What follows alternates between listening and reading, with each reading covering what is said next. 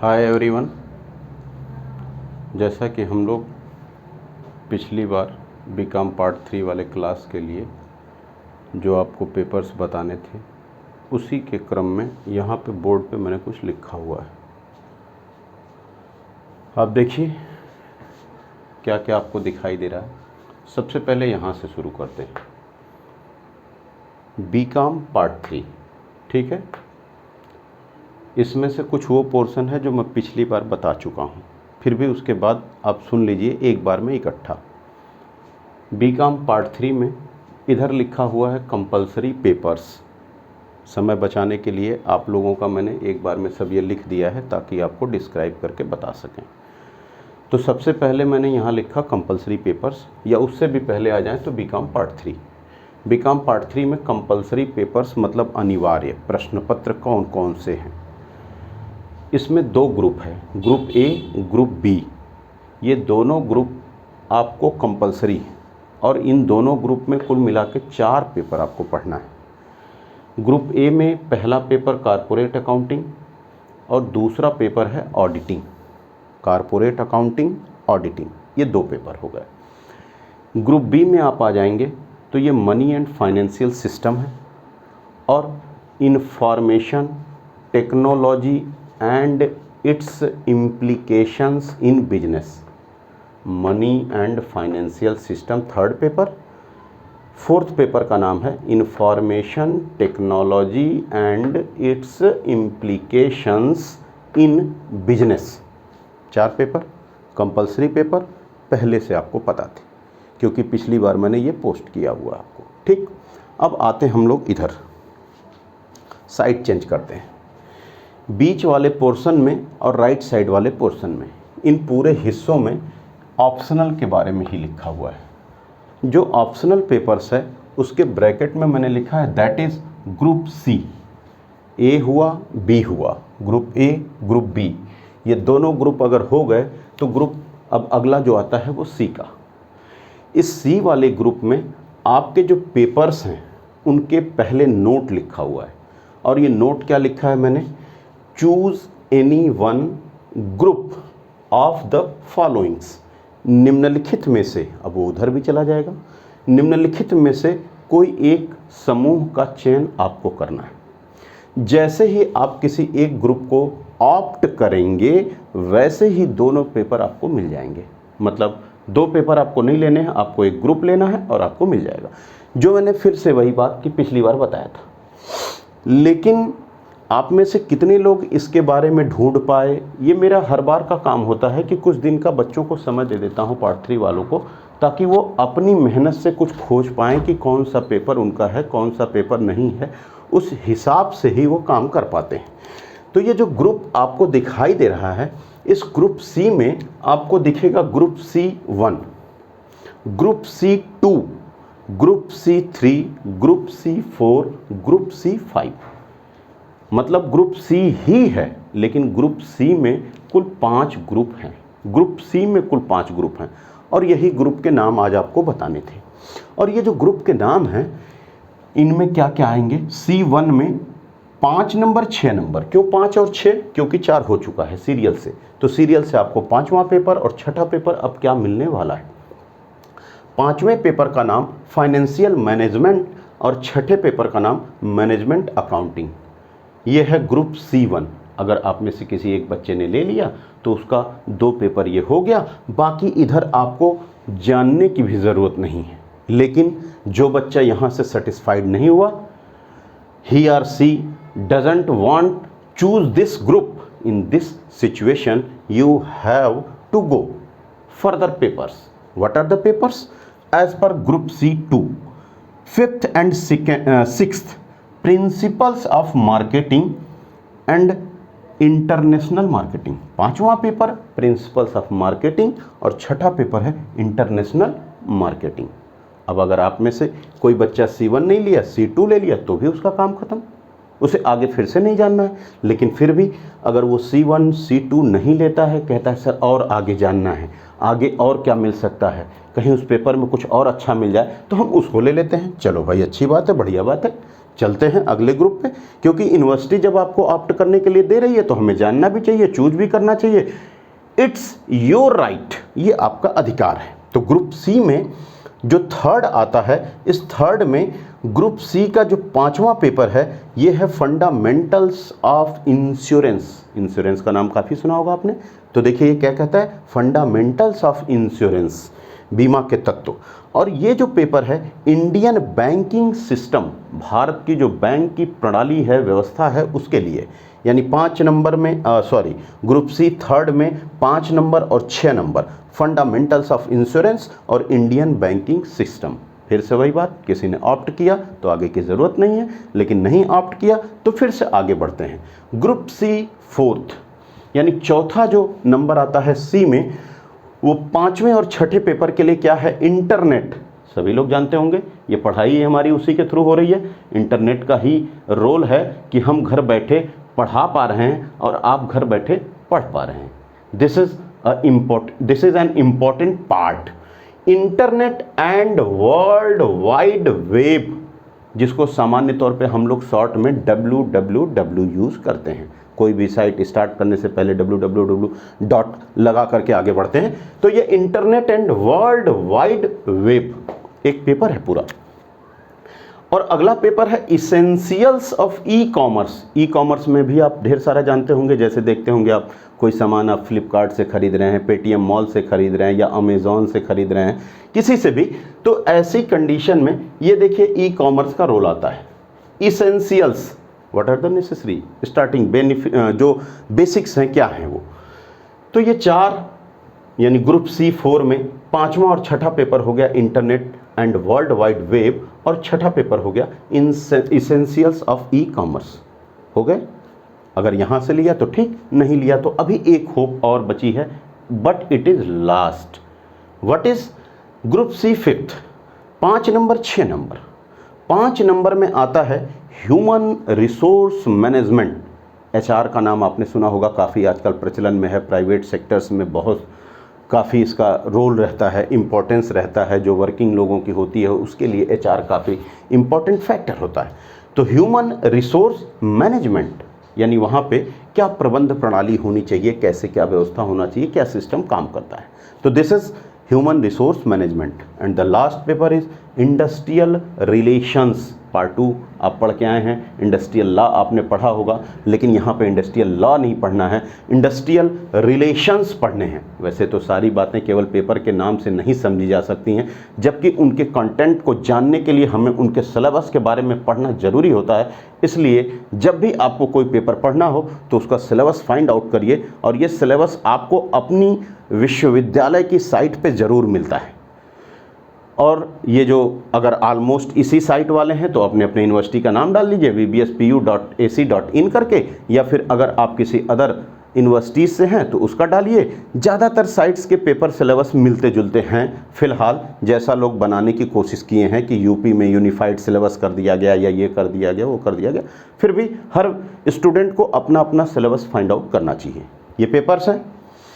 अगर आप देखें तो कुल मिलाकर के अभी तक मैं आपको जो वो 4 पेपर्स थे जो आप पहले से जानते थे, पिछले वीडियो से ही जानते थे, उन्हीं को आगे मैंने ये जोड़ दिया, इसलिए कि अब ये साथ में एक बार सबका हो जाए। क्या डाउट्स हैं मन में, क्या नहीं है, कितना आप जानते हैं, कितना नहीं जानते हैं, सारी बातें आपके मन में क्लियर हो जाए। तो इसके लिए मैंने ये यहाँ पे ऑप्शनल पेपर वाले में सब लिख दिया। अब इधर से ऑप्शनल पेपर जरूर लिखा हुआ है, लेकिन आपको लेना ग्रुप है। ग्रुप से आपको पेपर्स मिल जाएंगे, यानी 2 वैकल्पिक प्रश्न पत्र का चयन आपको करना है, लेकिन ये चयन आपका 5 समूहों के माध्यम से होगा। उन्हीं में से एक समूह, अगर आपने एक समूह का चुनाव कर लिया तो आपको 2 वैकल्पिक प्रश्न पत्र मिल जाएंगे। ठीक है, तो जितना भी ये लिखा है group C1, group C2, group C3, C4, C5, इनमें से कोई आप एक ले लीजिए, जो आपको लगे। जैसा भी कुछ डाउट्स हो, कोई बात होगी, आप कमेंट करिएगा, पूछिएगा, कोई इंक्वायरी होगी, पर्सनल होगी, ऑनलाइन होगी, जैसे भी होगी, इनके बारे में समझिएगा, जानिएगा, फिर हम लोग आगे इसके बारे में डिस्कस करेंगे। लेकिन उससे पहले इधर आते हैं। ये बंद करने के बाद मैंने एक लिखा हुआ compulsory for BCom part 3 all students. वैसे तो मैंने यहाँ बोर्ड पे ऑलरेडी लिखा हुआ था BCom पार्ट 3 मतलब 3rd ईयर, लेकिन ये फिर से मैंने दोबारा लिखा हुआ है कि कोई बच्चा ना हो कि सर हमको पढ़ना है कि उनको पढ़ना है, कि ये ग्रुप वाला कि वो ग्रुप वाला। अनाप शनाप ढेर सारे आपके जो सवाल होते हैं, जितना अवंडर बवंडर आपके मन में होता है, उसी के अकॉर्डिंग मैंने ये नोट लिख दिया कि compulsory for BCom part 3 all students. मतलब वो कोई वाला भी हो, वो इधर कंपलसरी पढ़ के आ रहा है, ऑप्शनल में से 1 2 3 4 5 में से कोई भी ले रहा, सभी को ये काम करने हैं। क्या करना है? ये नाम क्या है? सेवेंथ क्यों लिखा हुआ है? क्योंकि ये 100 नंबर की वैल्यू रखता है। जैसे उधर 1 2 3 4 5 6 कुल मिला के 6 हो गए, तो 100 इंटू 600 हो जाएगा, तो ये 7th आएगा इंटू 100, यानी कुल मिलाकर के 100 यहाँ से, तो 700 मार्क्स का हो जाएगा। ये क्या है? वाइवा वॉइस मौखिकी या मौखिक परीक्षा, वाइवा वॉइस मौखिकी या मौखिक परीक्षा, और ब्रैकेट में मैंने लिखा है दैट इज ओरल टेस्ट। मौखिक परीक्षा, ओरल टेस्ट ऑब्लिक एग्जामिनेशन, आप इसे जो भी कह लें, परीक्षा कह लें, टेस्ट कह लें, निरीक्षण कर लें, जो शब्द का आप इस्तेमाल करते हो, तो ये मौखिक परीक्षा है। और आगे मैंने लिखा हुआ लाइक इंटरव्यू, जैसे एक साक्षात्कार होता है वैसे ही एक पैनल होता है जिसमें इंटरनल और एक्सटर्नल आपके कॉलेज के जो लेक्चरर्स होते हैं, आप चाहे प्राइवेट स्टूडेंट्स हों या फिर रेगुलर स्टूडेंट्स हों, इन सारी कंडीशंस के लिए आपका इंटरनल और एक्सटर्नल, इंटरनल मतलब जिस कॉलेज में आप एग्जामिनेशन दे रहे हैं या जिस कॉलेज से आपने पढ़ाई करी है वहाँ का स्टाफ रहता है, और कोई एक बॉडी अदर कॉलेज से आया हुआ रहता है जिसको हम आमतौर पे एग्जामिनर कहते हैं। ये दोनों लोग मिल करके आपका एक ओरल टेस्ट लेते हैं। उस ओरल टेस्ट में आप जितना अच्छा रिप्लाई करते हैं उस हिसाब से आपको मार्किंग भी होती है। साथ ही साथ पास्ट 2 ईयर्स के मार्क्स भी आपके इम्पॉर्टेंट फैक्टर वहाँ पे होते हैं। तो अगर आपके पास 2 ईयर्स का रिकॉर्ड अच्छा है तो ये आपके लिए एक प्लस पॉइंट होता है। और साथ ही साथ अगर आपने इस इंटरव्यू में या इस वाइवा वॉइस में अगर आपने कुछ बताया, सही बताया, बताने का हौसला रखा, तो ये आपके लिए एक अच्छे मार्क की तरफ लेकर के जाता है। कुल मिलाकर के इसका मकसद यही है कि बच्चों के अंदर से जो बोलने की हेजिटेशन होती है, कि वो झिझकते हैं, कोई सवाल पूछो तो वो कहते हैं सर हम लिख के जवाब दे देंगे, लेकिन बताने में आमतौर पे ज़्यादातर लोग अवॉइड करते हैं। क्लासरूम में भी कई बार क्या होता है कि बच्चे अवॉइड करते हैं कि पता नहीं कहीं गलत हो जाए तो बेइज्जती हो जाए। वैसे भी जो लोग मुझसे पढ़े हैं जानते हैं कि थोड़ा मज़ा लेते हैं, तो कहीं मज़ा लेने लगें तो एक और उपहास का कारण हो जाए। लेकिन ये सारी बातों को इग्नोर करना चाहिए और बोलने की क्षमता सबको अपने अंदर डेवलप करनी चाहिए। अगर आपको बोलने नहीं आएगा तो आप सर्वाइव नहीं कर पाएंगे, क्योंकि हर जगह हर काम रिटन फॉर्म में नहीं होता है। इसलिए ओरल एग्जामिनेशन इम्पॉर्टेंट फैक्टर होता है। इस काम के लिए आप एक दूसरे से आपस में डिस्कस करें, सुने, समझें और अपनी समझ को परखें। इसके लिए ये एक पेपर हो गया आपका वाइवा वॉइस का। कुल मिलाकर के आपका हो गया 700 मार्क्स का। अब इस बिहाफ पे आपकी ये कंप्लीट स्टडी मटेरियल हो गया कि भैया बीकॉम पार्ट 3 में हमें क्या क्या पढ़ना है। तो 4 तो आपको डिसाइड नहीं करने हैं, it is already decided by the university. ये 4 पेपर्स हो गए, दिखाई दे रहा होगा आपको। नहीं दिख रहा होगा तो अपने वीडियो को पॉज करके आप वहाँ पे देख सकते हैं, जहाँ पे मैं नहीं खड़ा था वहाँ पे अपने पेपर को नोट कर सकते हैं।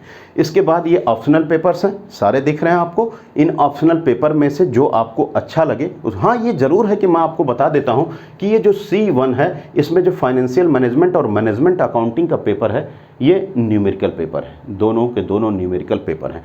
और ये जो इसके अलावा 4 ग्रुप बचे हुए हैं ये थ्योरेटिकल पेपर हैं। एक और बात मैं आपको बताता हूं कि इन 5 ग्रुप में से अभी तक जितने भी एग्जामिनेशन हुए हैं उनमें जो पार्टिसिपेंट्स थे उनमें ज़्यादातर इस ग्रुप वाले ही थे। और हमारी यूनिवर्सिटी में ज़्यादातर कॉलेज में जो कॉलेज की तरफ से पढ़ाया जाने वाला मोस्टली ग्रुप है वो ग्रुप यही है, लेकिन ये बाउंडेड नहीं, इसकी कोई बाउंडेशन नहीं है। ये मैंने आपको बताया जो पास्ट फैशन था, चलन था, प्रचलन में था, जिसको इस्तेमाल किया गया, प्रयोग किया गया, लेकिन कहीं ये बाध्य नहीं है। कोई कॉलेज चाहे तो वो कोई ग्रुप पढ़ा सकता है और साथ ही साथ कोई बच्चा चाहे तो कॉलेज पढ़ाए न पढ़ाए वो किसी भी ग्रुप का चयन कर सकता है। बस उसे उसका अपना पेपर पता होना चाहिए, अपना सिलेबस पता होना चाहिए, वो सेल्फ स्टडी से पढ़ के आता है या कैसे आता है। क्योंकि एक कॉलेज आपको सारे ऑप्शनल ग्रुप नहीं पढ़ाएगा, कोई भी कॉलेज नहीं पढ़ाएगा, क्योंकि इतने लेक्चरर्स कहीं पे नहीं है। तो आपको ज़्यादा से ज़्यादा कोई एक ग्रुप पढ़ाता है। ज़्यादातर पढ़ाने वाले यही ग्रुप मिलते हैं क्योंकि ये थ्योरी का ग्रुप है, आसान सा ग्रुप है, इंपॉर्टेंट ग्रुप भी है। साथ ही साथ इंपॉर्टेंट ग्रुप इसलिए मैं कह रहा हूँ क्योंकि मार्केटिंग का रोल फ्यूचर में बहुत होता है, लेकिन इस ग्रुप को भी इग्नोर नहीं किया जा सकता। That is also an important factor to get more marks, क्योंकि ये न्यूमेरिकल पेपर है और न्यूमेरिकल पेपर आपको ज़्यादा नंबर दे सकता है, तो ये भी एक इम्पॉर्टेंट फैक्टर होता है। लेकिन कॉमनली अगर नॉर्मली बात करें हम पढ़ाने की, तो उस स्टेज पे जो सबसे इम्पॉर्टेंट फैक्टर आता है वो इधर से 4 पेपर में से, इन 4 में से ये जो पहला वाला पेपर है that is first corporate accounting. ये जो कारपोरेट अकाउंटिंग का पेपर आपका है, ये पेपर आपका पूरे 3 साल के पेपर में, जिसको हम कहते हैं टफेस्ट, सबसे कठिन पेपर है अकाउंटिंग के पॉइंट ऑफ व्यू से। ये पूरा का पूरा कंपनी से ही रिलेटेड है, यानी कंपनी की अकाउंटिंग करनी है तो कंपनी की अकाउंटिंग के काम के लिए आपको फ्रॉम ए टू, यानी जहाँ से स्टार्ट करते हैं, अगर आप अपनी पढ़ाई को 11 से स्टार्ट मानते हैं या कुछ बच्चे बीकॉम पार्ट 1 से जो इंट्रोड्यूस हुए होंगे इस स्ट्रीम में वो मानते हैं, तो उन्हें बेसिक की ज़रूरत पड़ेगी। और इस पेपर में मैं आपको सब कुछ पढ़ाऊँगा, वो जो क्लास 11th स्टैंडर्ड से आपके लिए ज़रूरी होता है वो बातें भी पढ़ा दूंगा, ताकि ऐसा ना हो कि किसी बच्चे ने कहा कि सर हमने पार्ट 1 नहीं पढ़ा, पार्ट 2 नहीं पढ़ा, तो ये हमें नहीं आता, वो नहीं आता है। लेकिन उस काम के लिए आपको सिंसियर होना पड़ेगा। मैं आपको सारी बातें बता दूंगा और बेसिक से ही ये पेपर मैं स्टार्ट करूंगा, बिना बेसिक के मैं ये पेपर नहीं पढ़ाता हूँ। तो इस पेपर को बेसिक से अगर आप समझना चाहते हैं, पढ़ना चाहते हैं, तो आपको हर क्लास के लिए अपडेट होना पड़ेगा, लेकिन साथ ही साथ जब तक आपका पर्सनल एफर्ट नहीं होगा मैं कुछ नहीं कर पाऊंगा। इसलिए अगर आपके पास बीकॉम पार्ट 1 या 10+2 स्टैंडर्ड की कोई बुक होगी जिससे आप बेसिक के बारे में भी पढ़ पाएँ, तो ये आपके लिए बहुत बेनिफिशियल होगा। शुरुआत वहीं से करेंगे, निश्चित रूप से वहीं से करेंगे इस पेपर को जानने के लिए, क्योंकि इस पेपर में जो आप बेसिक समझते हैं जर्नल, वहाँ से ही इम्पॉर्टेंट फैक्टर स्टार्ट होता है। तो जर्नल, लेजर या फिर ट्रायल बैलेंस या फिर लास्ट स्टेज जो आप जानते हैं अकाउंटिंग की फाइनल अकाउंट्स, इन सारे कामों का रोल यहाँ पे है और ये इसके लिए बहुत इंपॉर्टेंट फैक्टर है। कुल मिलाकर के अगर आप बात करेंगे इस पेपर को पढ़ने के लिए, तो इस पेपर को पढ़ने के लिए सबसे ज़्यादा इम्पॉर्टेंट फैक्टर जो आता है वो बैलेंस शीट है, जो कि हमारे फाइनल अकाउंट का। और आप सभी जानते हो, अगर सेकेंड ईयर तक आपने पढ़ाई की हुई है तो जो हमारी बैलेंस शीट के लिए इम्पॉर्टेंट फैक्टर होते हैं वो 2 पार्ट में होते हैं। एक जो अभी तक आपने पढ़ा है उसकी बात कर रहा हूँ, एक हमारा जो प्रॉफिट एंड लॉस अकाउंट होता है जिसको हम पूरा नाम से trading and profit and loss account जानते हैं, और दूसरा हमारा होता है बैलेंस शीट। ये अलग बात है कि इस पेपर में इसके नाम में आपको कुछ चेंज करके बताऊंगा as per company act 2013, company अधिनियम 2013 के अकॉर्डिंग इसमें कुछ परिवर्तन हुए हैं जिनकी वजह से उनके नाम बदले जाएंगे, लेकिन ये उन्हीं की एग्जिस्टेंस को रखते हुए हैं, यानी उसी सिमिलर एग्जिस्टेंस वाले हैं, थोड़े से चेंजेस हुए हैं अकॉर्डिंग टू कंपनी एक्ट। तो जो आप trading and profit and loss account जानते थे या बैलेंस शीट जानते थे, उसका यहाँ पे बहुत रोल है। कुल मिलाकर के बैलेंस शीट का तो यहाँ इस पूरे पेपर में रोल है, यानी इस पेपर को पढ़ने से पहले कंपनी से रिलेटेड जो बैलेंस शीट होती है वो जाननी आपके लिए बेहद ज़रूरी होती है। तो जितना जो बच्चा पढ़ाई कर लेगा, लेकिन उससे भी पहले मैं आपको कहूँगा कि क्लास 11th स्टैंडर्ड में आइए, 11th स्टैंडर्ड की आप अकाउंटिंग की शुरुआत कीजिए। अभी आपके पास टाइम है, घर बैठे हैं, समय नहीं कट रहा है, देश भर का इधर उधर कुछ भी ढूंढने करने से अच्छा है कि आपके पास एक अपॉर्चुनिटी है, इस अपॉर्चुनिटी को थोड़ा दे लें, थोड़ी स्ट्रेंथ तो आपको मिल ही जाएगी। ये ज़रूरी नहीं कि गवर्नमेंट सेक्टर में जाएं, प्राइवेट सेक्टर में भी अगर आप कॉमर्स स्ट्रीम लेकर के जाते हैं तो सबकी ये होप होती है कि आपको अकाउंटिंग तो आनी ही चाहिए, एक इम्पॉर्टेंट फैक्टर होता है। इनके अलावा भी ये ऑडिटिंग का पेपर है जिसको हम कहते हैं वेरिफिकेशन ऑफ अकाउंट्स, खातों की जांच पड़ताल करना, तो आप इसको भी समझ सकते हैं कि कितना इंपॉर्टेंट पेपर है। सारे पेपर्स इंपॉर्टेंट होते हैं, कोई बेकार नहीं होता है, सब अच्छे होते हैं। आप किस स्ट्रीम में जाते हैं, कोई पढ़ाई ख़राब नहीं होती है। कोई आर्ट्स स्ट्रीम पढ़ता है, क्या वो ख़राब होता है? पता नहीं क्यों हमारे समाज में लोग अलग अलग तरीके से देखते हैं, लोग कुछ कहते रहे होंगे, लेकिन आर्ट्स वाला देखिए सबसे ज़्यादा सिविल सर्विसेज एग्जाम को क्वालिफाई करता है या क्रैक करता है। तो कॉमर्स स्ट्रीम में भी आपकी अच्छी हैं, साइंस स्ट्रीम वाले भी अच्छे हैं, ढेर सारे इंजीनियर्स बनते हैं, डॉक्टर बनते हैं। उनके अलावा भी ढेर सारा और विधाएँ हैं जहाँ पे वो जा सकते हैं, जहाँ पे जैसे अगर वो कोई केमिस्ट बनता है, कोई कुछ करता है, बहुत से हैं, साइंस से कोई साइंटिस्ट बनना चाहता है, या और भी सभी स्ट्रीम में रिसर्च करते हैं लोग, बहुत हैं। मतलब जितना एडवांस आपकी स्टडी होगी उतने आपके पास रास्ते आपको दिखाई देंगे। कुल मिलाकर के अगर हम इतने तक की ही बात करें तो इतने पेपर में आपको ये पेपर पढ़ने के लिए सबसे पहले ये थीम लेकर के चलनी है कि तीनों साल के यानी यूजी जो आप कॉमर्स स्ट्रीम से कर रहे हैं उसमें तीनों साल में अगर आपने अकाउंटिंग पढ़ा, जैसे पार्ट 1 में आपने पढ़ा फाइनेंशियल अकाउंटिंग, पार्ट 2 में आपने पढ़ा कास्ट अकाउंटिंग और पार्ट 3 में आप पढ़ रहे हो corporate accounting. It is already known as company accounts, जिसको हम लोग पास्ट में कंपनी अकाउंट जानते थे। वैसे पेपर जब हम लोग पढ़ते थे तो कंपनी अकाउंट के नाम से ही जाना जाता था, लेकिन ये पेपर पहले से आसान हो चुका है। इस पेपर का सिलेबस कम किया जा चुका है। हम लोग पढ़ते थे तो इतना था, तो अब इतना हो गया। अब इसको इतना और इतना में समझना आपका काम है। कुल मिलाकर के आप इसे ऐसे कह सकते हैं कि सिलेबस को रिड्यूस कर दिया गया, कम कर दिया गया पहले के कंपैरिजन में, या फिर बच्चों की पोटेंसी को देखते हुए जिस तरीके के लोग आ रहे हैं उसी के अकॉर्डिंग इसमें कमियां की गई हैं। फिर भी उतने के बावजूद जितना इसका एग्जिस्टेंस एट प्रेजेंट है उस कंडीशन में भी इसमें इतनी स्ट्रेंथ है कि ये तीनों साल के पेपर में वन ऑफ द टफेस्ट। इसलिए इस पेपर को पढ़ने के लिए अगर आपने शुरुआत से काम नहीं किया, जैसा जैसा मैंने आपको इंस्ट्रक्शन दिया, अगर आप उतना काम नहीं करोगे तो आप पढ़ नहीं पाओगे। ये मैं ईमानदारी से कह रहा हूँ, मैं खुद स्वीकार कर रहा हूँ और आपको भी इसे एक्सेप्ट करना चाहिए। तो अगर आपको इसे पढ़ना है तो एटलीस्ट आपको उतना करना पड़ेगा, एटलीस्ट नॉट मैक्सिमम, कम से कम आपको उतना करना पड़ेगा जितना मैं कह रहा हूँ। अन्यथा आप उससे ज़्यादा कर सकते हैं, ये आपके पास है। आप इधर राइट लेफ्ट अपना बढ़ के आगे पीछे बढ़ा घटा के पढ़ सकते हैं, लेकिन उतना मिनिमम आप कीजिएगा, ठीक है। इसके बाद मैं आपको और बाकी चीज़ें इसके बारे में अगली वीडियो में मैं बताता हूँ। तब तक के लिए थैंक यू।